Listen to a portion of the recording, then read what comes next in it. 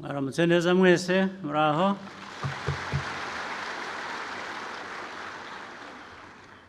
Ndizera ko mwatangiye umwaka neza,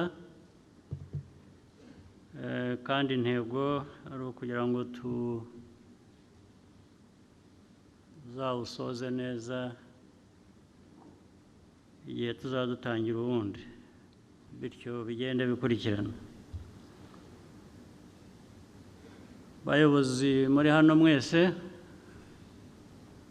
b'inzego zitandukanye, harimo inzego nkuru z'igihugu cyacu, abanyarwanda bose dukurikira, inshuti z'u Rwanda, nizeye ko mwese mumeze neza, ariko kandi yagira ngo mbabwire ko nishimiye kuza kubana namwe kandi mbashimira ko mwitabiriye ubutumire bwacu.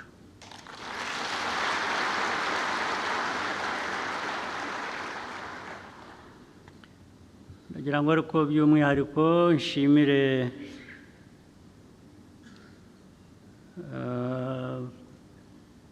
n'inshuti zacu z'igihugu zitandukanye, n'abo dukorana byinshi ndetse bivamo amajyambere y'igihugu. Ibyo ni ibihugu bitandukanye bifasha amajyambere yacu. Nagira ngo mbasuhuze, mbashimire kandi mbahe ikaze muri iki kiganiro.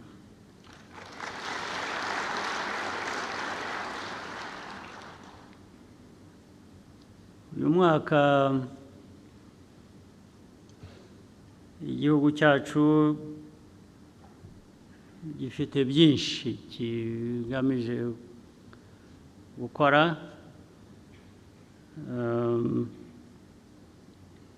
ndetse niba mwibuka, uyu ni umwaka myaka yihuta bibi bibaye 30 tuvuye mu icuraburindi, abacu bishwe, twabuze batagira ingano.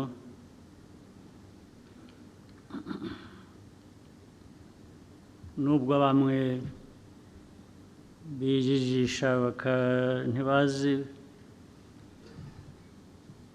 abapfuye, ntibazi icyabishe, ntibazi, ariko abo ni bakeya. Icyo mbivugiye ni uko dukwiriye kujya nabyo tubyibuka ko ari icyo kiri mu bibazo dukwiye kuba duhangana nacyo, biri mu bibazo dukwiye kuba duhangana nabyo. Ubwo rero mu mikorere yacu dukwiye kuba tubishyira imbere, kuko dukora tutibuka ibyo ngibyo ushobora kugira n'ibibazo by'uko wabisubiramo.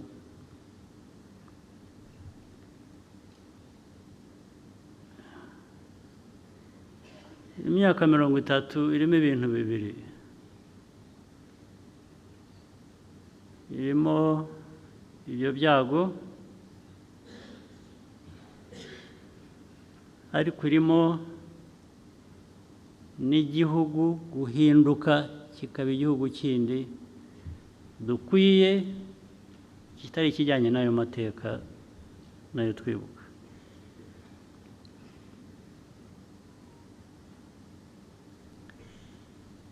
Kandi muri ibyo bigenda bihinduka, urabizi ko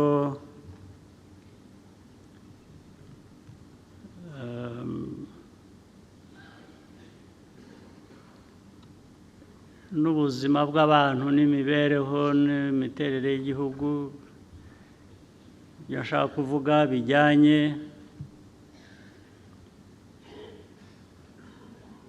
na icyo nakwita generations nazo zirahinduka. Ubu iyo urebye iyi myaka 30 wavutse muri uriya mwaka wa 1994,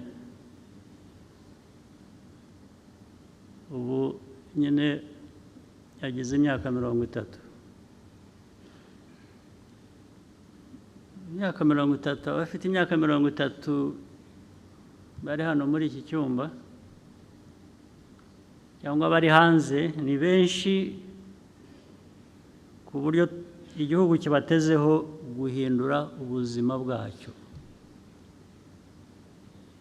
30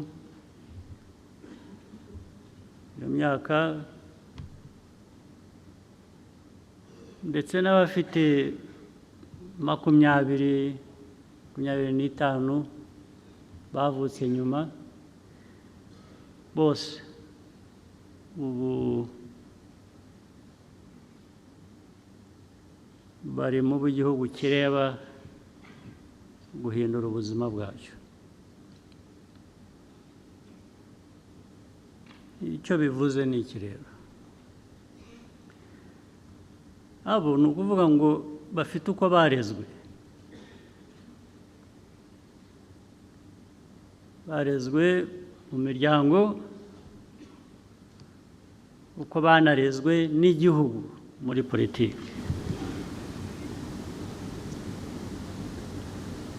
Ubwo nababaza uyu munsi, n'ejo nzababaza cyangwa babyibwira muri ubwo burere, bumva baravanyemo iki, bumva biteguye iki gukorera igihugu cy'u Rwanda.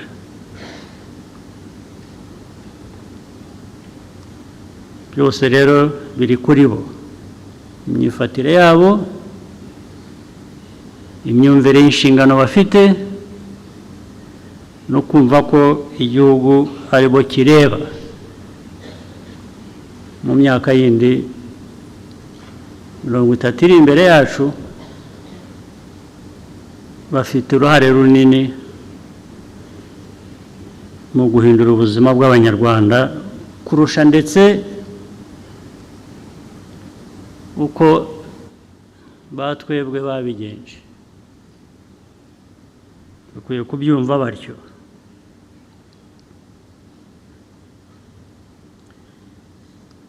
Ibigomba kurwanywa barabizi. Ibya mbere ni ibihereye ku mateka yacu.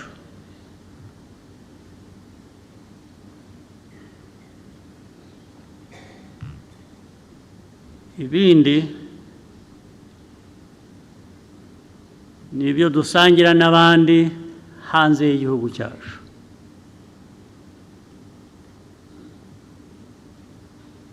Birimo imico mibi, biba birimo politike mbi.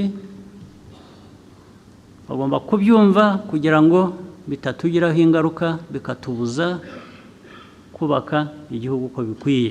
Urwo rubyiruko cyane cyane nibo mbwira.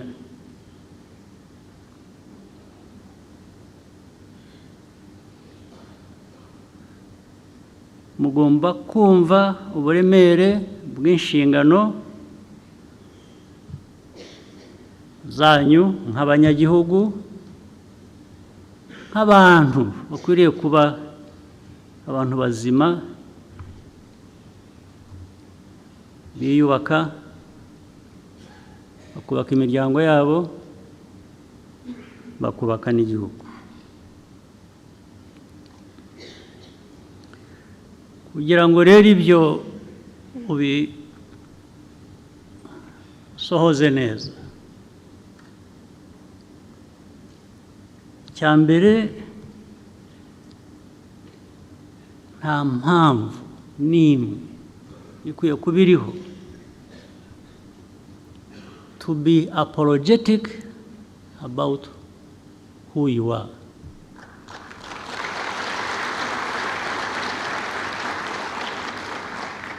You must not be apologetic. You must stand out. You must come out. You must fight for what you want to be and what you want to have. Don't wait for anybody to come and give it to you as a gift, because there will not be nobody who will do that. They will not show up at all, even when you badly need that. Ku Banyarwanda who has not learned this lesson,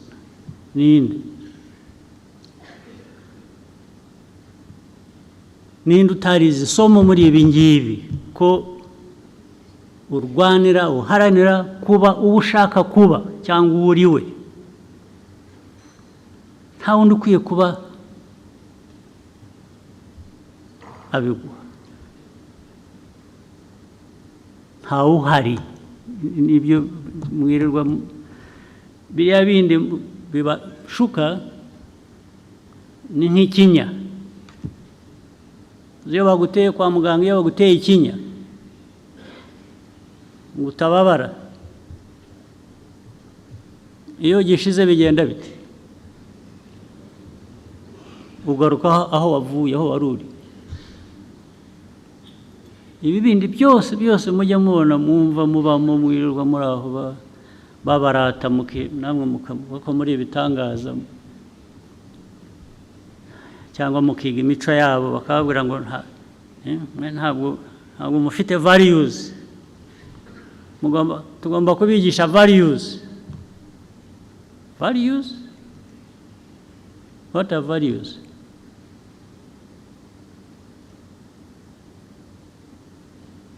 Are they things that belong to some parts of the world and the others are just supposed to be spoon-fed and given values to swallow or be forced down their throats?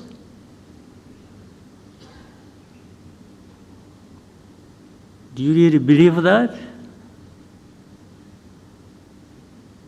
Abantu mwicaye hano, bayobozi mwicaye hano, cyangwa rwa rubyiruko navugaga, do you believe that?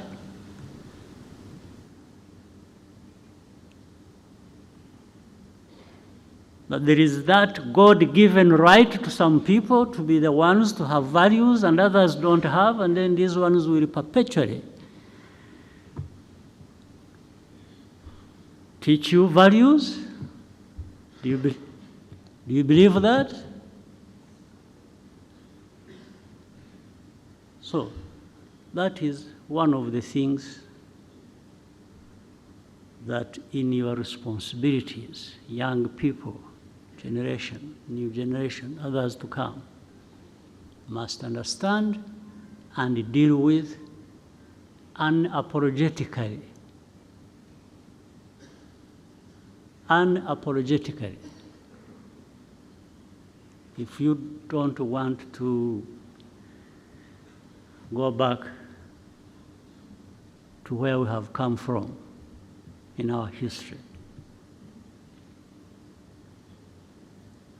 you must even really be angry about this.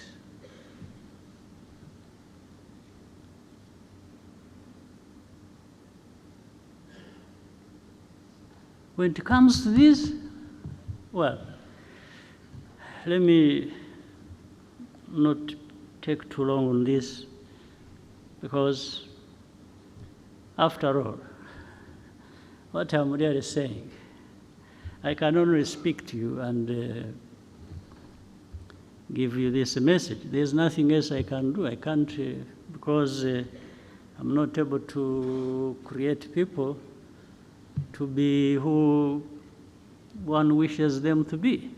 Just like those people have no power, like gods, to tell people and force people to have these values they want them to have, even when they have failed to stand up for that themselves. The whole world is struggling. So, including those who give lessons,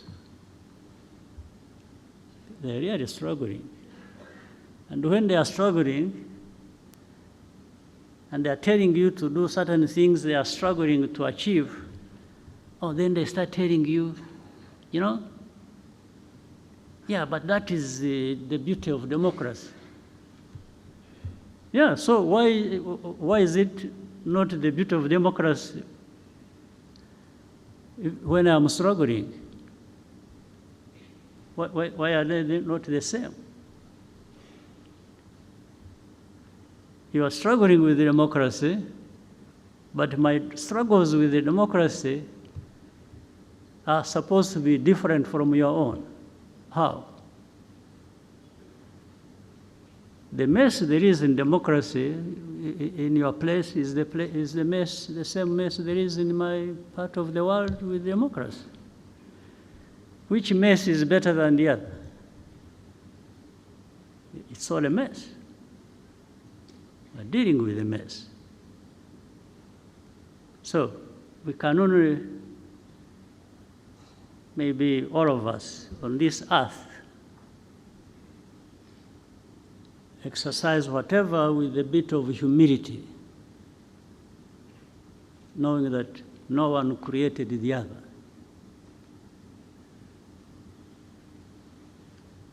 So I can only tell you this. You can't change much. But when it comes to my area of responsibility, then I think we can have a conversation. And if you want to fight, we can have a fight. So that's no problem.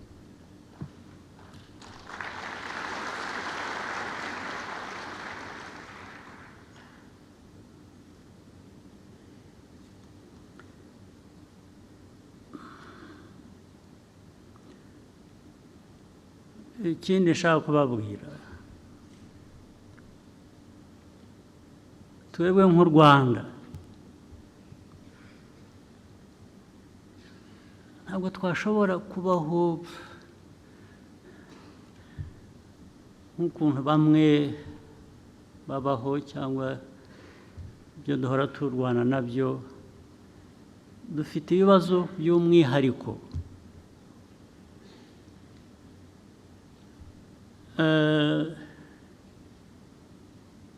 Turi agahugu gato, ubukungu bwacu ntitubufite uko twabwifuza, ni buto, ariko nta bantu baba bato.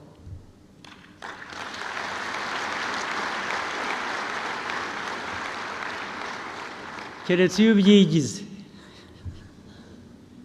keretse iyo ubishaka ko ari kuba. Iyo ubishatse ni kuba, iyo ubigize ni kuba. Wigize umuntu uzajya uhora asabiriza, uzajya usabiriza. Niwigira ikigoryi, uzaba ikigoryi rwose. Ariko jye ibyo mvuga n'abo mbwira, nari nzi ko u Rwanda dufite icyo dushaka kuba cyo kandi gishoboka, nk'uko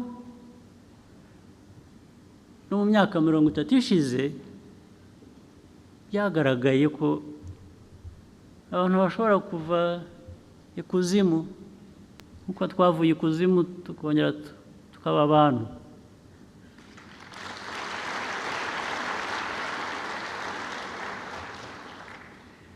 Kuva ikuzimu ukaba umuntu ntabwo bipfa kuza gusa, ntabwo bihabwa n'umuntu bya bindi navugaga, ntawe uza ngo abiguhe. Biva mu byo ukora, biva mu byo ushaka, biva mu ko wumva, uko witwara. Yari inama y'umushyikirano ibaye ya kenshi maze kugira. Numva ari ukwisuzuma, turashyikirana, turajya hamwe, turahura ngo turebe aho tuvuye, turebe, dushakishe ibiri mu bushobozi bwacu nk'abantu twakora kugira ngo dukomeze tuve ikuzimu tujye ibuntu, ibuntu twihaye twigejejeho.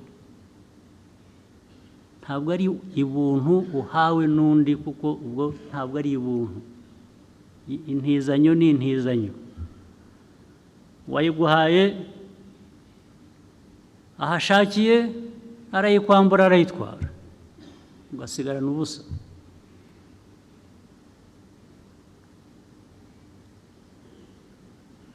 Wakwambitse, wagutije umwenda, yaje agatwara ibye, usigara wambaye ubusa.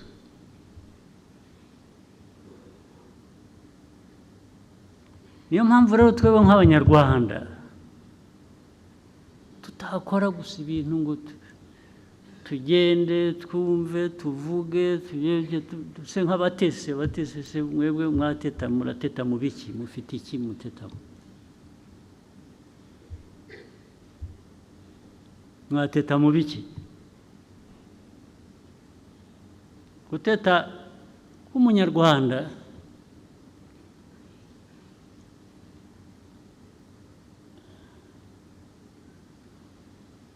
ni iki se? Ko ari nka bya bindi navugaga, n'ushatse kuba ikigoryi abacyo. Bateta mu biki?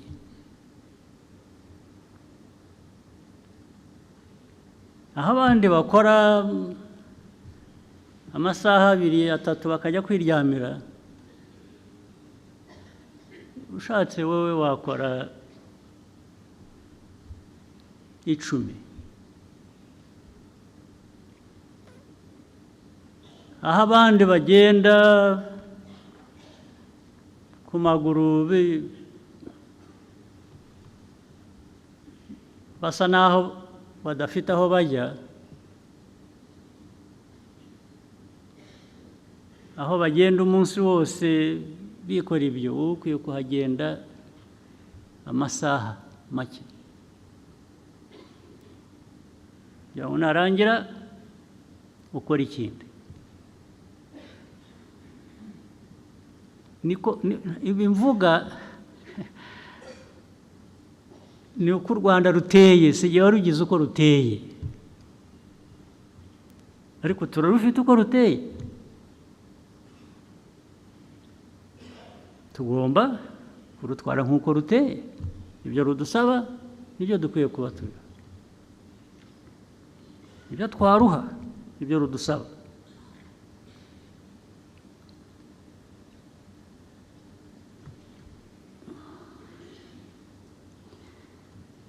Byinshi mu ngamba, mu bibazo, izo ngamba zikemura cyangwa zigamije gukemura biri buze kuvugwa na Minisitiri w'Intebe. Sindi bubitindemo, ngenda babwira ibyo nsanze mbabwira bya rusange, ntacyo ndi bubasigireyo. Ndababwira uko muri, uko mbyumva, uko muteye, hanyuma mwe muba uko mushatse kuba.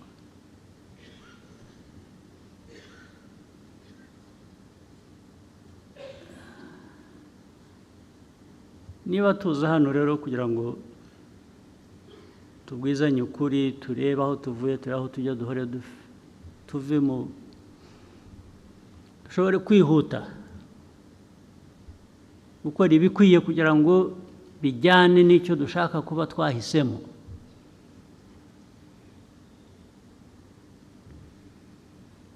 umuntu ahora yisuzuma akavuga ati ariko icyo ntuzuza ni iki ngo ejo nzacyuzuze, icyo ntakora neza cyaba iki ngo niba uko nagitunganya, uko bikwiye kuba bimeze. Tuze rero gusuzuma, tureke kuvuga gusa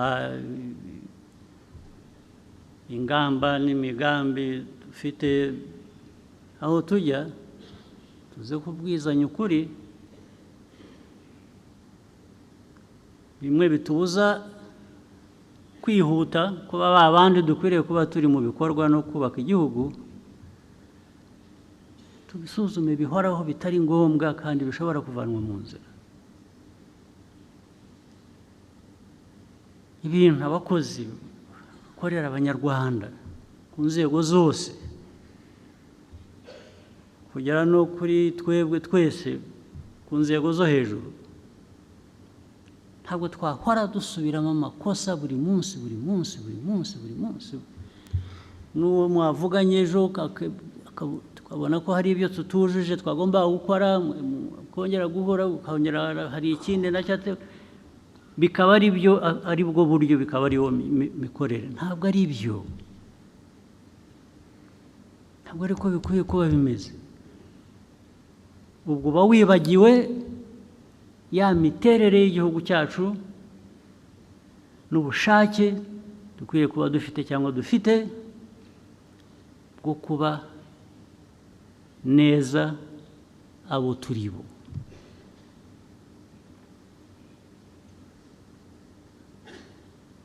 Inzego zose urabazi iki, bakakubwira ariko se ibyangombwa bihari ko twavuganye ko ibikwiriye gukorwa ari ibi, habaye iki? Batangira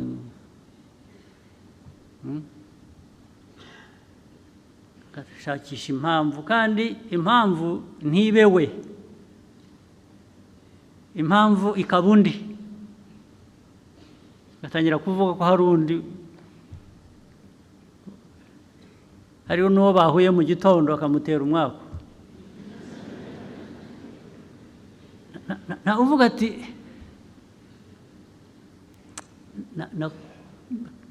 nakoze ibitari byo, ntabwo nzasubira, kandi koko ngo ejo ntasubire. Nk'abantu, kiremwa muntu gikora amakosa, ibyo ntabwo biyobewe, ariko nabyo turabizi. Iyo uhora ukora ikosa rimwe urisubiramo, hagomba kuba hari ikindi kibazo. Ntabwo bikiri ikosa ry'uko uri umuntu, byabaye ikindi, ndetse bishobora no kuvamo ko ubikora ubigendereye, kubera ko wenda birimo inyungu, urabonamo inyungu ntoya, kuko ntabwo ari inyungu ziba zirambye.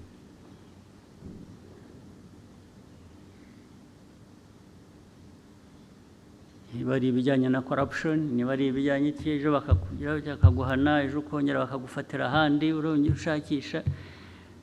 Buriya bivuze ko mu byo bimwe utuzuza haba harimo inzira iguha icyo wita inyungu, bigasa nk'aho wakoze ikosa, bigasa nk'aho wibagiwe, bigasa nk'aho kuko byo kwibagirwa cyangwa gukora ikosa biri innocent, nta cyaha. Umuntu gukora ikosa nk'umuntu ubundi nta cyaha kirimo, birumvikana ushobora gukora ikosa.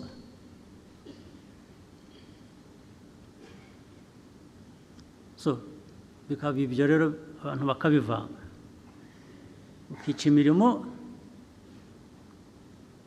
ukabyita ikosa, ariko ryari ikosa ry'inyungu wowe ku giti cyawe, ukanibagirwa ko ufite abo ukorera igihugu, abanyarwanda.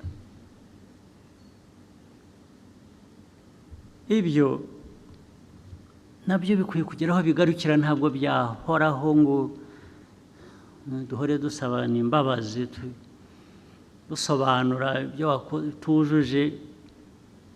kandi bigaragara ko utabyujuje kubera ko watekereje inyungu zawe kuruta inyungu z'igihugu.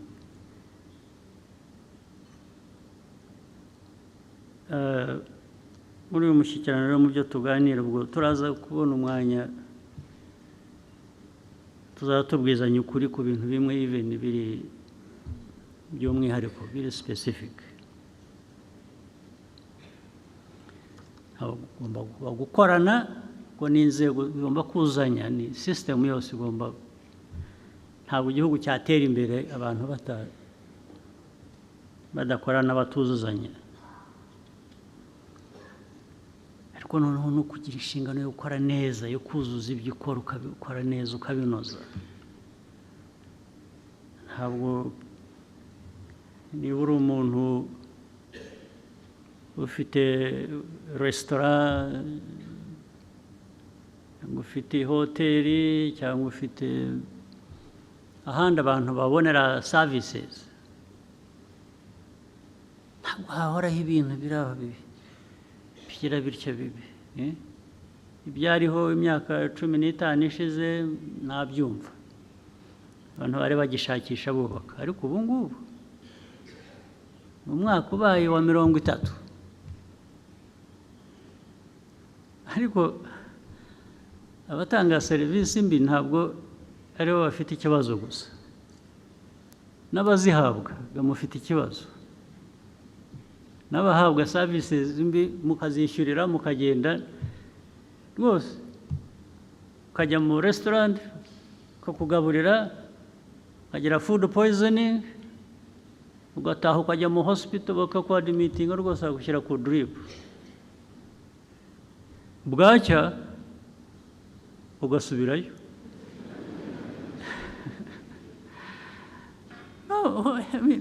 Ntabwo ari wa wundi wabiguhaye gusa ufite ikibazo, nawe uragifite.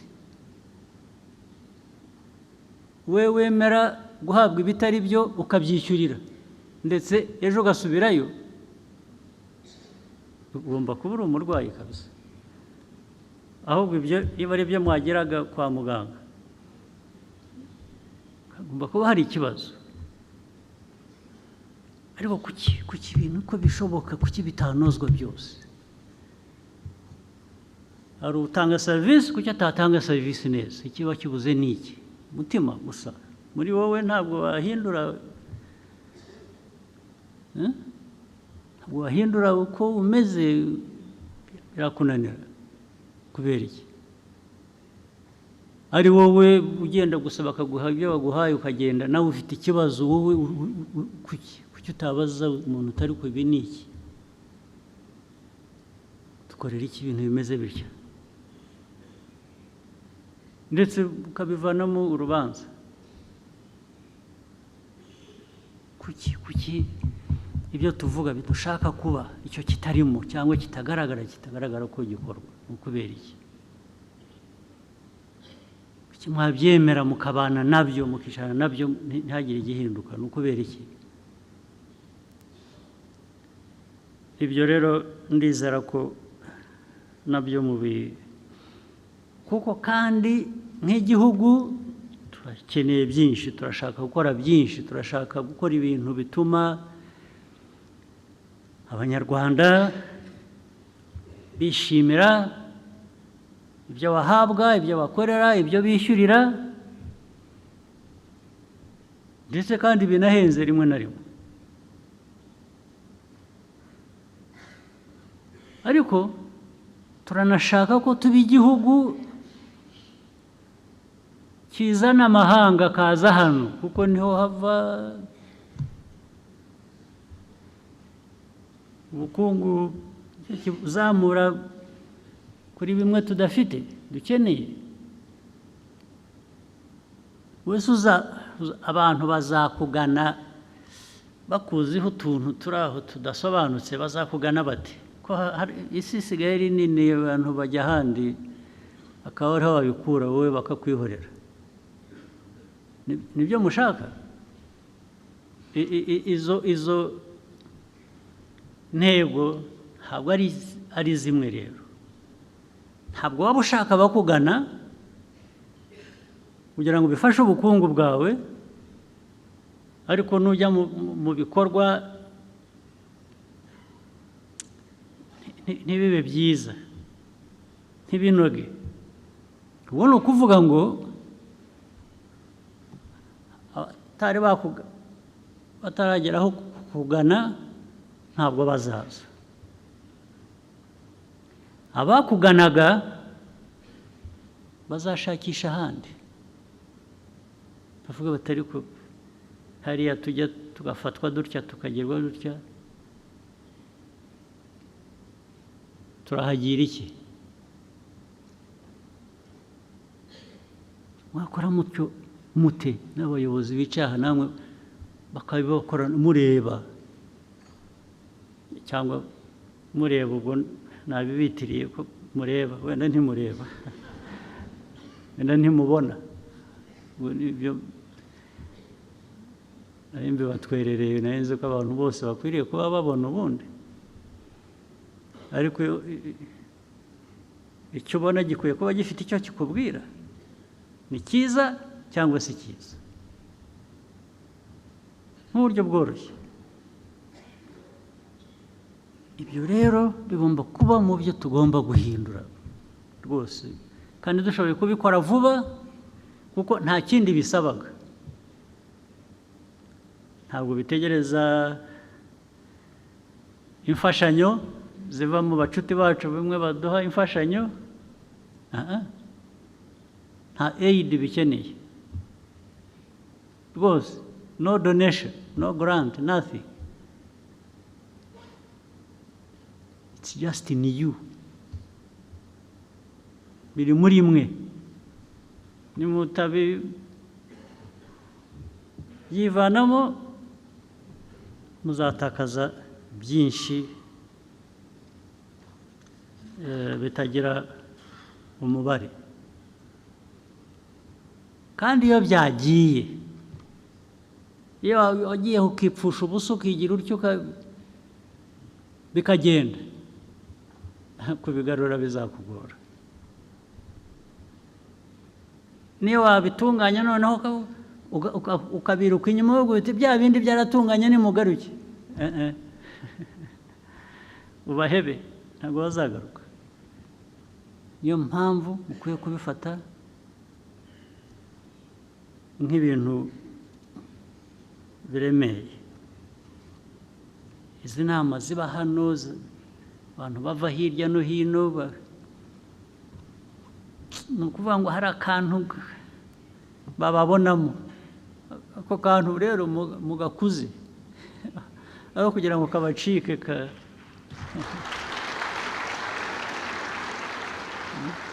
katabacika, hatangiye kugaragara akantu nimudashyiramo imbaraga ngo niba kara urumuri rutoya rugira rutya rugeraho rungana kuriya, murareba ariya atari uko ryase, kakaguma gahunyeza, bihunyeza mubiveho, mugaragaze. Nibe bya bindi nanavugaga, bihera kuba unapologetic of being who you are, of doing what is right, and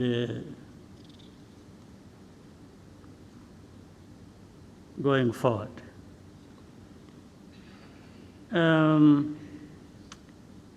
Kangerageze mpinire ku bindi bikeya nshaka kuvuga, ibijyanye n'umutekano.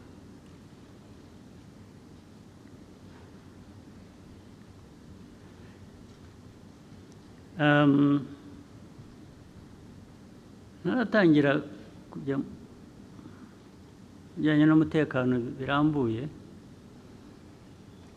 kambanze mbabwire ikintu kimwe. Uru Rwanda rwacu naho tuvuye, naho dushaka kujya,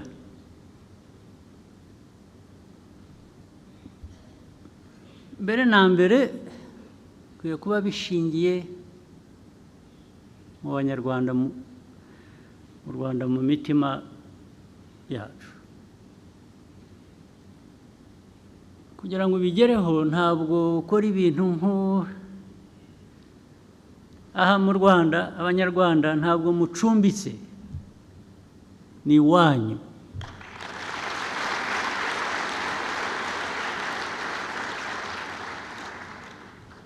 Gukora ibintu udakoze ibirenge hasi uvuga uti ejo ntawamenya,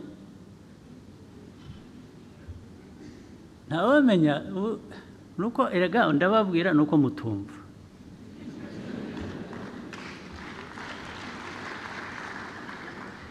Ntawamenya se, ahandi uzamenya ni hehe? Ahandi uzajya ntuvuge ngo ntawamenya ni he? Ko nabonye basigaye babahambiriza bakabatugarurira hano. Basigaye bahambiriza abantu bakabasubiza aho bavuye. Namwe rero mwirwe mugira mutya, narabibabwira ngo isi ukuntu iteye igenda ihinduka. Hari uwavuye aha yiruka, u Rwanda ni rubi, abantu ntawe usinzira, ntawe ugira ati aragenda, barahunga bajya hanze hariya, ndetse mu bihugu bikize baramugaburira bamuha, kuko nta n'akazi yakoraga. Ubu ngubu aho nabibabwiye muri 17, 2017, nabibabwiye muzakurikirana ibintu nababwiye muri uwo mwaka. Ndababwira bose birirwa bazabahambiriza babagarure. Hari abo twebwe tunagarura, ariko ibyo ntabwo ndi bubitindeho. Ariko barabarambiwe, bafite ibibazo byabo nabo bimaze kubarenga. Usibye ko n'ubundi iyo uriye baguha ubusa, ugasakuza ukirirwa uvuga aho wavuye. Ibyo ukwezi kwashira ukajya gufata iposha, ukajya gufata ibyo bakugaburira, kubera ko wavuze u Rwanda nabi gusa. Naranababajije, mumbwire uwavuye aha avuga ibyo yavugaga ibyo ari byose, kandi kenshi binagaragara ko atari ukuri, ko byose bigaragara. Ariko wabigiriyemo amahirwe nimumbwire umwe gusa, one, ninde umwe, sinsabye benshi. Muri 500 bagiye bavuza induru babeshya, muri bo umwe wagize amahirwe kaba ngo nibura we yavanyemo iki, ninde? Muzamumbwira. N'ubu ntimuramumbwira, mumushakisha. Ariko bamwe bari ba porofeseri, baratwara amakamyo, ariko na hano hari amakamyo.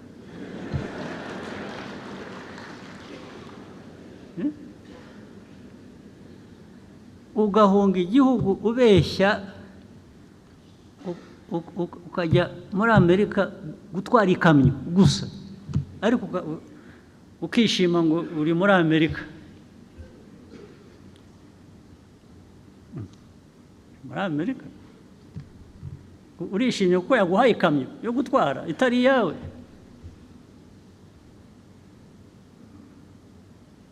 Urayitwara ku mugoroba ugatahana akavera ka hamburger, akavera ubuvera twaciye hano. Nicyo cyagutwaye ibirometero 10,000. Really? So abanyarwanda ni mutaba abantu biha ka gaciro muzabaga. Abandi bakasubira mu by'amoko twarenze, twasize inyuma, byatuhekuye, bakabisubiramo. Ubu noneho bisigaye bifite mu karere ababishyigikiye. Hano muzi ko dufite hafi ibihumbi 100 y'abanyekongo nk'impunzi, hano ibihumbi 100. Muri izi ntambara z'ejo bundi hamaze kwambuka nk'ibihumbi 16 bisanga 80 n'ibindi bisanzwe hano. Barabizi, abantu bose barabizi, bazi n'ukuri, kubera ko muri ibyo bihumbi 100 hari ubwo bijyaye bitya rimwe mu mwaka umwe, ibihugu biteye imbere bimwe bifite values z'igitangaza bakaza bagakuramo nk'imiryango 5 mu bihumbi 100 bakayitwara. Ubwo bakemuye ikibazo. Imiryango cyangwa abantu 5 bakabatwara bakajya kuba aho baba iwabo.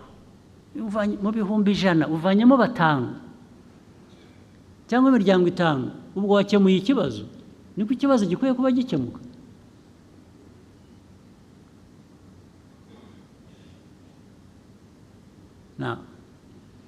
Mu karere rero urabizi bya hate speech,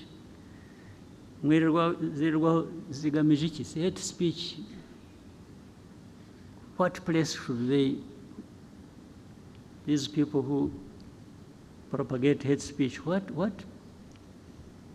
in this world,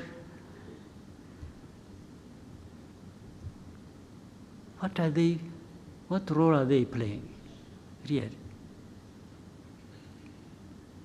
To produce hundreds of refugees, hundreds of thousands here in Rwanda and in the neighboring countries. In Uganda, I think there are about 300 or 400,000. And to the world, this is normal. Yeah, that is how it happened here when people are being killed. Here in 94, some people are saying, no, this is, it's like, these are the savages of Africa killing each other. Some people are saying that. We are savages killing each other. So it doesn't need to be treated as urgent. So even having 100,000 refugees and others crossing, every day there are people crossing, by the way, from Eastern Congo to Rwanda. This is normal. If they have to talk about any people at all, it is maybe displaced. Displaced, yeah, they can talk about, meaning those who are still in Eastern Congo, but displaced, maybe there is sympathy for those, a little bit. Those who are being forced, by the way, forced to cross the border and come here as refugees, to create a situation that in the end will find justification and may be accepted that actually those people should live there. It's like these are Rwandans who have returned home. So let them stay there. So in the end, they create some fact that we should contend with and accept. Really? Well, if it wasn't for that we act reasonably, that we respect norms, international norms and laws and everything, and painfully accept this mess that is being created and hopefully waiting for some some of those powerful people to address this matter. Maybe it would be right to actually create a situation where we push them back and those responsible should protect them. But so among those refugees, there are those who have been here for the last 22, now 23 years in a refugee camp.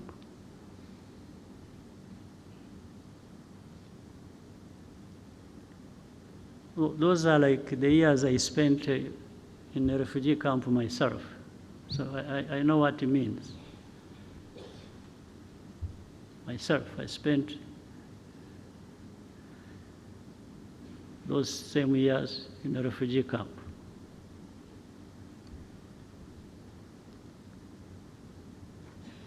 So, who is in charge of what? In this world, who now does what? Now there comes the Eastern Congo conflict as such. One, you try to do some research, do some inquiries, you do some intelligence. Rwanda did not in any way create this war that is happening in Eastern Congo. For me, I'm giving a fact. Go and investigate and prove me wrong. Rwanda never got involved in starting this fighting that has happened in Eastern Congo. But with time, there has been an effort to actually make it our war. That we are the ones who started it. Over time, this is what has happened. Now, using what? If you see the combination of hate speech and the displacement of these people, you come to understand what actually was behind it. Maybe somebody thought they were being smart, and they thought that was the way to end the M23 problem, which was there in 2012, because there is ethnic cleansing, pushing these Tutsis to Rwanda, to belong there because that's where they belong. And Kagame is a Tutsi, he's the president of Rwanda. Let them go and join their president. This is what is behind it. One time we had a meeting and we were having an argument with the leaders. And of course there was a contradiction in some of these people's argument. I asked specifically, I said, and that's that one responsible for Congo. I said, we are not going to address anything unless you come out clearly to tell us facts about this situation.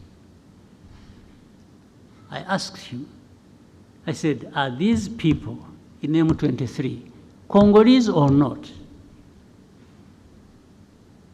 And he said to me, and there were other leaders in the meeting, that absolutely, these are Congolese. Then he came out to say that he has in fact even openly talked about it. I think when he was in the US or UK, I don't remember what he said, that he came out and said it. So he was confirming that these are Congolese. I said, fine. So how do they become our problem? How do they become Rwanda's problem? I also asked him, I said, do you know when these people, the group that started this fighting, do you know where they came from?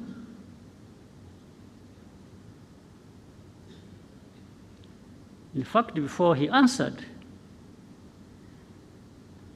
the president of the country where they came from is the one who said it. He said, no, actually they came from, this man refused to solve their problems, and they decided to cross the border and go back where they belong. So then I asked him again, I said, so how do you keep associating Rwanda with this problem? I even asked him, I said, why did you the other day bomb our territory? Because they had been sharing with artillery, heavy artillery across the border onto our territory in Kinigi. There are people here who know it. I said, why? What are you doing? What do you want? And he just said, no, but this, they should go back. I said, go back where? Those who came here, they were about between 500 and 600 when they ran away on 2013. There are those who crossed and came here, about between 500 and 600 fighters with their arms. What we did, we put them in a camp in what is this, former Kibungo, Ngoma areas. That's why I put them as refugees. And we removed the arms, actually handed back the arms to government in Kinshasa. This they know, they can't even deny.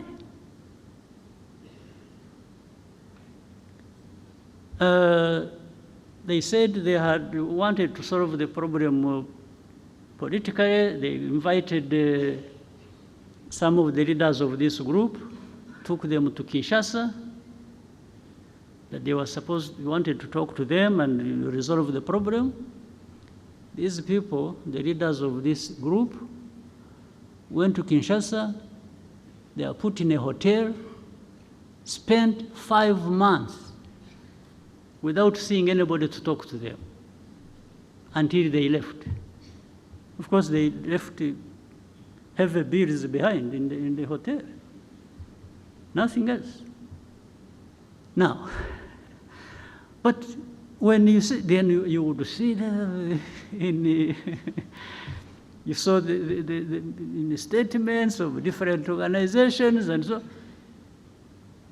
blaming Rwanda for M23 conflict in Eastern Congo. I cannot tell you the reasons exactly why that would be happening. Now, but I would ask people so. You may associate us with M23. You may blame us for everything, M23. What do you say about FDLR that is in Eastern Congo for the last 30 years, more or less? I thought even the forces, the UN forces that were put in Eastern Congo or in Congo were put there to actually address this problem and maybe other problems, but this one was the main one. But you've been there for decades. It has been so costly, but the problem is still there. And then some of them tried. The government said, no, no, no, they are not there, we don't have a federal, and then we would give them names. But these are the leaders, 1, 2, so and so and so and so and so. They are in this location. In fact, I one time told the president of DRC, no. I said, you don't know that these people are there in this place, that place, and they've been even manning roadblocks and they collect taxes. He says, so he remembered. he remembered that has been happening. So I said, so what are we talking about? You have FDLR who have taken over territories in Eastern Congo and are collecting taxes, and you are telling me they are not there? So anyway, when all this came to some point, and this war was raging, and this time it turned into where the government in Kinshasa wanted to demobilize the people. They thought they would now throw M23, push them into Rwanda. And this still remains, by the way, the aim. This is the goal. So I told our friends, these powerful friends of ours, I've even said it publicly, when it comes to defending this country that has suffered for so long and nobody came to the help, I don't need permission from anybody.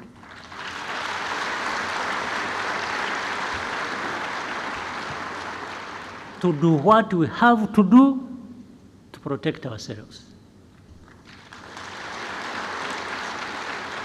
I will say it in broad daylight.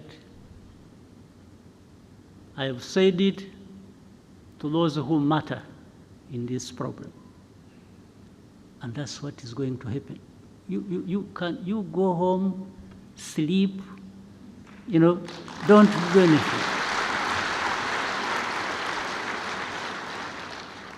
There will be nothing crossing these borders of this small country of ours.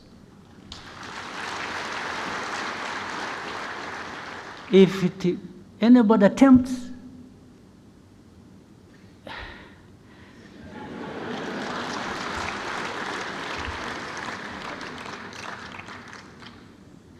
so ntimugatinye ibitumbaraye.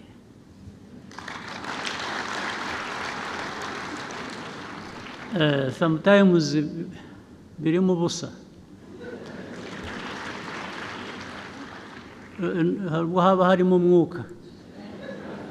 Umwuka, a balloon. A balloon, you need a needle. Just ibyari birimo ukayoberwaho bigiye. Ntimugatinye ibitumbaraye. And I'm saying this, not only that. Ikindi nuko, where we have been, 30 years ago, there is nothing worse that can happen to us.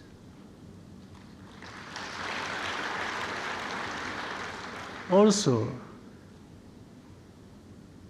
that means if you ever put us in a situation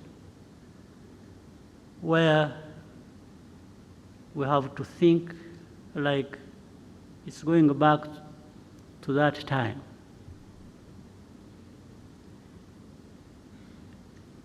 then we have nothing to lose. We will fight like people have nothing to lose. And somebody will pay the price other than ourselves.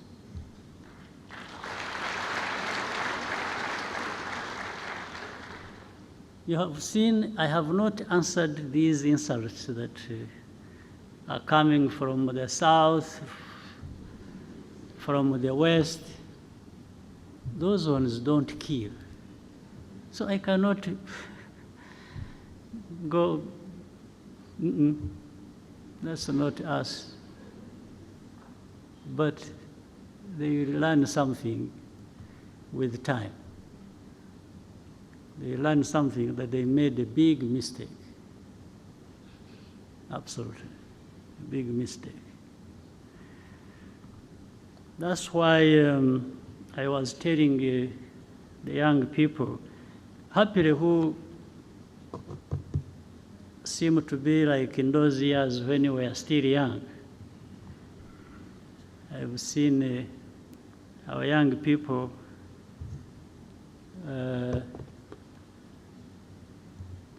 they are really ready to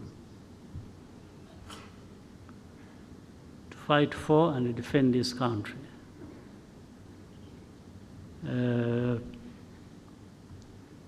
But we don't provoke any situation. We don't, in fact, we've even refused to be provoked. We are provoked and we ignore it for as long as it hasn't crossed a certain line. But the rest, these are just words, people talking and here and there, blaming us for everything and making us carry our own burden, but also other people's burden. No, we carry our own burden. We know our burden we have to carry, but making me carry somebody else's burden is going to be a problem. It's really going to be a problem. It won't happen. So, for the defense of this country, when we are right, when we are attacked, I don't ask anybody's permission, not at all.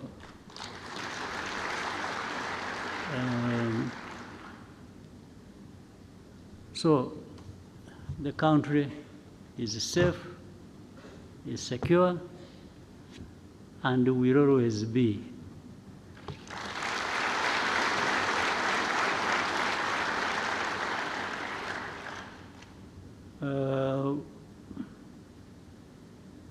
Those who are excited and because I'm told what you see happening in the West and then in the South, they are busy collecting the other poor Rwandans who went out making noise, and they are trying to turn them into some leaders in the future of this country. I'm not sure. I'm not sure because some of them either will be brought here by those people who are sent away. They will get tired of them and say, or I will go and collect them and bring them home and tell them how they were mistaken to live in the first place. So, Prime Minister, I think you have had enough time to write your speech. So I think I'm going to invite you to. So I wish you a good year. I wish you happy life and many years ahead. So, asanteni sana.